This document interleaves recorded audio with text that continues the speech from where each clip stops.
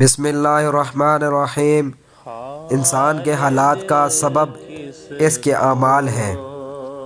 سوال: ایک انسان جس کو اپنی قسمت سے ہر موقع پر شکست ہو، یعنی کوئی آدمی مفلس و نادار بھی ہو، غربت کی مار پڑی ہو، علم کا شوق ہو لیکن علم اس کے نصیب میں نہ ہو، خوشی کم ہو، غم زیادہ، بیماریاں اس کا سایہ بن گئی ہوں، ماں باپ بہن بھائی کی موجودگی میں محبت سے محروم ہو، رشتہ دار بھی ملنا پسند نہ کرتے ہوں، محنت زیادہ کرے پھل برائے نام ملے، ایسا انسان یہ کہنے پر مجبور ہو کہ یا اللہ جیسا میں بد نصیب ہوں ایسا تو کسی کو نہ بنا، اس کے یہ الفاظ اس کے حق میں کیسے ہیں؟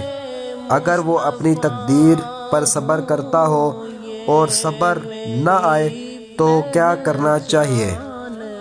جواب سن لیجئے۔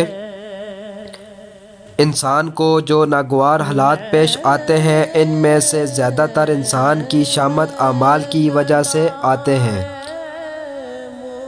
ان میں اللہ تعالیٰ سے شکایت ظاہر ہے کہ بے وجہ ہے۔ آدمی کو اپنے اعمال کی درستی کرنی چاہیے، اور جو امور غیر اختیاری طور پر پیش آتے ہیں ان میں اللہ تعالیٰ کی تو ذاتی غرض ہوتی نہیں بلکہ بندے ہی کی مصلحت ہوتی ہے۔ ان میں یہ سوچ کر صبر کرنا چاہیے کہ ان میں اللہ تعالیٰ کو میری ہی کوئی بہتری اور بھلائی منظور ہے۔